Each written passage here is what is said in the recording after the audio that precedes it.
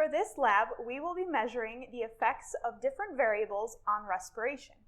Respiration, as you remember, is the conversion of sugar into usable cellular energy. For this lab, we will be utilizing some different types of peas as well as glass beads.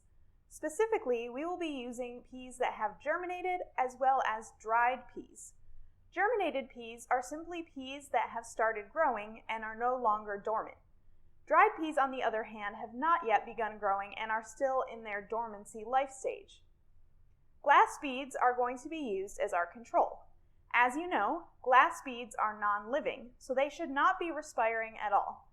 This will allow us to see if there is any error in our setup. As I mentioned earlier, we are going to be testing a couple different variables. Specifically, we're going to be looking at the difference in respiration rate between a cold temperature environment and a warmer room temperature environment.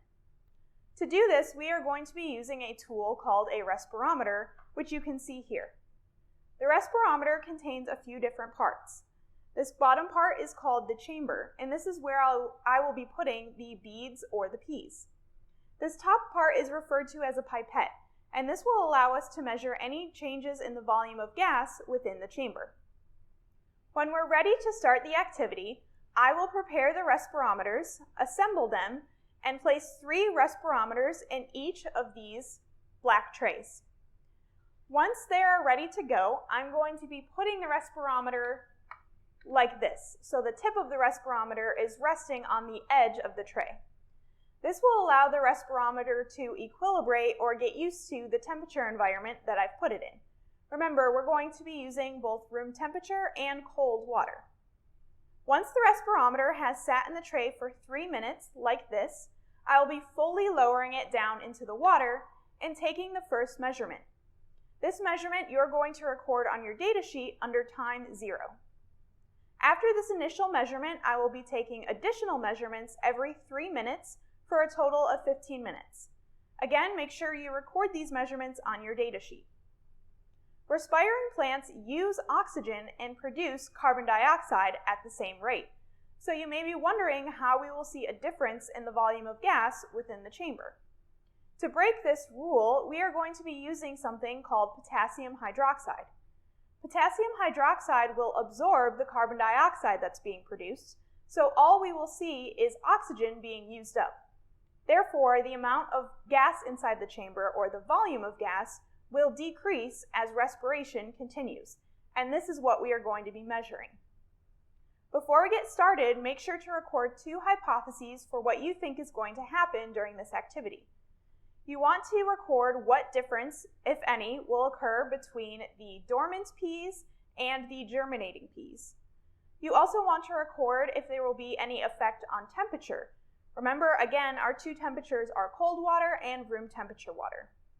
As always, if you need to pause the video to write that down, feel free. Now that I have all the materials ready, I want to walk you through the setup of the experiment.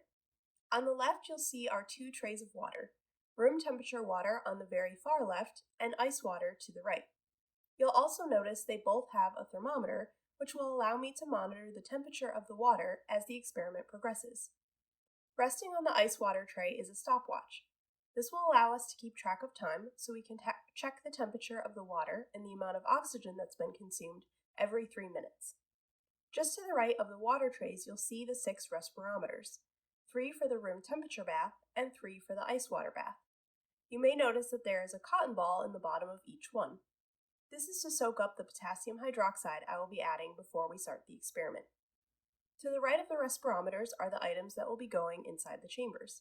The germinated peas are the closest to the camera on the paper towel, the dried peas are above them in the plastic bag, and the glass beads are in the white container with the black lid. There is also a clear plastic tube with a blue lid and a beaker full of water next to the glass beads, which I'll be using to make sure the contents of all the respirometers have the same volume. I'll be describing that procedure in just a moment. Lastly, at the far right of the setup, we have 3 plastic weigh boats that will be used for holding the contents of the respirometers after everything's been measured out. You may have noticed that the germinated peas are larger than the dried peas. For this experiment, not only do we want to make sure we're using the same number of germinated peas as dried peas, but we want to make sure the same amount of space or volume is taken up within each of the respirometer chambers. This is where the glass beads come in. What I'm going to do is measure out 25 milliliters of water and pour it into the plastic tube. I've actually gone ahead and made a Sharpie line on the tube to make it easier for me to do this. Then for the first respirometer, I'm going to count out 25 germinated peas, put them in the tube, and make a second mark where the water line has risen to. Then I'll put those peas to the side in a weigh boat. Then again, I'll fill the plastic tube with 25 milliliters of water and count out 25 dried peas. Now because the dried peas are smaller, the new water line will be below the second mark I made after measuring out the germinated peas. So I will add glass beads until the water line reaches that second mark on the plastic tube. Again, the glass beads are just being used in the second respirometer to ensure the same amount of space is taken up in the chambers of both respirometers. For the third respirometer, which is the control, I'll again measure out 25 milliliters of water and then simply add glass beads until the water line reaches the second mark I made when measuring out the germinated peas. This process will allow me to know that the contents of all the chambers have the same volume. So I'm going to go ahead and do this now, and then it will be time to add the potassium hydroxide to the chambers and put them all together.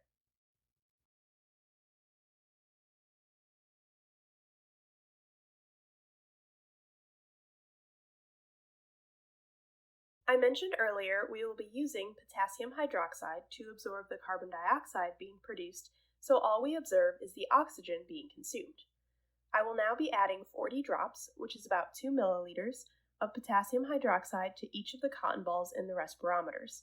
Then I will be putting a piece of non-absorbent cotton on top to make sure the potassium hydroxide doesn't come in contact with the peas and potentially affect their rate of respiration. Once that is done, I'll be able to put the contents of the respirometers that I previously measured out inside the chambers and seal them up with the stopper and the pipette. It's important to make sure that they're tightly sealed so that no water gets in. Okay, so our first 3 respirometers are ready to go. These are going to go in the room temperature water bath. So now I just need to prepare the other 3 respirometers, and the procedure will be exactly the same.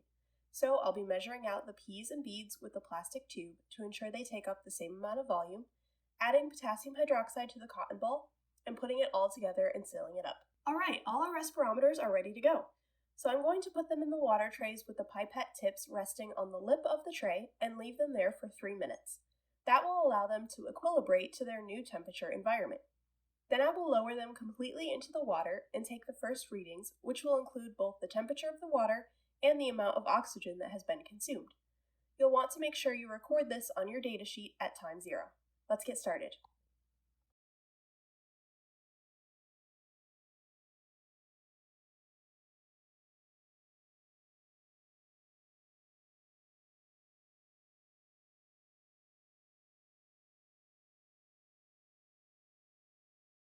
Now that we've reached 3 minutes and the end of our equilibration period, I'm going to lower the respirometers into the water, take our initial reading, which I will show on the screen in just a moment, and restart the stopwatch. Here is the initial data for our respirometers. I'll start off with the room temperature respirometers, and I have put a red line under the oxygen bubble, which is what I'm looking at to obtain these numbers. Our respirometer filled with germinating peas, on the left, has an approximate oxygen volume of 0.925 milliliters. For these first readings, some of the oxygen levels are greater than the numbers on the pipette, in which case I have estimated them to the best of my ability. The respirometer filled with dried peas, in the middle, has an approximate oxygen volume of 0.95 milliliters. Lastly, the oxygen volume for the control respirometer filled with glass beads, on the right, is 0.96 milliliters. In the low temperature tray, the respirometer with the germinating peas has an oxygen volume of 0.71 milliliters, and both the respirometers with the dried peas and the control respirometer with the glass beads have oxygen volumes of 0.77 milliliters. Don't forget to record the temperature data shown as well. Okay, 3 minutes has passed, so I'm going to pause the stopwatch and record the temperature and oxygen volumes for each respirometer. In the room temperature tray, the respirometer filled with germinating peas has an oxygen volume of 0.77 milliliters. The respirometer with dried peas has an approximate oxygen volume of 0.95 milliliters, And lastly, the control respirometer filled with glass beads has an approximate oxygen volume of 0.96 milliliters. So it looks like our second two respirometers have not had a change in oxygen volume since the initial reading at time 0. In the low temperature tray, the respirometer with the germinating peas has an oxygen volume of 0.59 milliliters, and both the respirometers with the dried peas and the control respirometer with the glass beads have oxygen volumes of 0.72 milliliters. Don't forget to record the temperature data shown as well. We are now at 6 minutes, so again I'm going to pause the stopwatch and take a quick look at our respirometers. Then I'll restart the stopwatches for our next 3-minute time interval and go over the data. So after 6 minutes in the room temperature tray, the respirometer with the germinating peas has an oxygen volume of 0.63 milliliters. The respirometer with the dried peas has a volume of approximately 0.94 milliliters. And lastly, the control respirometer with the glass beads has a volume of approximately 0.95 milliliters. In the low temperature tray, the respirometer with the germinating peas has an oxygen volume of 0.51 milliliters, and both the respirometer with the dried peas and the control respirometer with the glass beads have oxygen volumes of 0.70 milliliters. Now that 9 minutes has passed, let's look at our respirometers. In the room temperature tray, the respirometer with the germinating peas now has an oxygen volume of 0.49 milliliters. The respirometer with the dry peas has a volume of approximately 0.93 milliliters. And lastly, the control respirometer with the glass beads has a volume of approximately 0.94 milliliters. In the low temperature tray, the respirometer with the germinating peas now has an oxygen volume of 0.44 milliliters, and both the respirometer with the dried peas and the control respirometer with the glass beads now have oxygen volumes of 0.70 milliliters. Don't forget to record the temperature data shown as well. We are now at 12 minutes. Let's check the respirometers and thermometers. In our room temperature tray, the germinating pea respirometer has an oxygen volume of 0.32 milliliters. Our dried pea respirometer has a volume of 0.92 milliliters. And finally, our control respirometer containing glass beads has a volume of approximately 0.93 milliliters. In the low temperature tray, the germinating pea respirometer has an oxygen volume of 0.39 milliliters. Our dried pea respirometer has a volume of 0.71 milliliters. And finally, our control respirometer containing glass beads has a volume of approximately 0.70 milliliters. While normally volume will decrease or stay the same, it does sometimes increase slightly.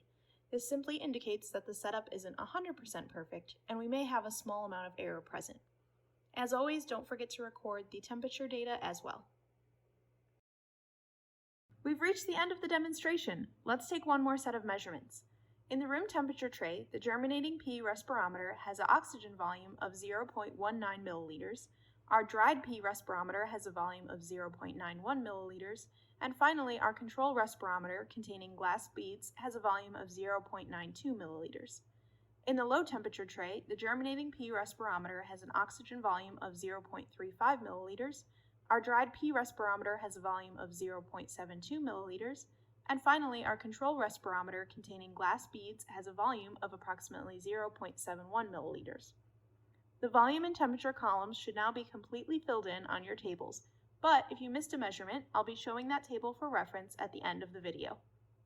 Hopefully, this demonstration helped you understand that growing plants conduct cellular respiration, which requires carbon dioxide and produces oxygen. This process can also be impacted by different environmental factors, such as temperature. Make sure you record all the data we collected during this demonstration and perform the appropriate calculations. Remember, change in volume is calculated by subtracting the second volume measurement from the first. The corrected change in volume is calculated by taking the change in volume measurement from respirometer 3. Remember, respirometer 3 is our control, so no respiration should have been happening. So you want to take that measurement and subtract it from the change in respiration measurement that you're working with. You are going to be using the total change in volume to calculate the rate of oxygen consumption. To do this, you're going to divide the total change in volume by the total time of the experiment, which was 15 minutes.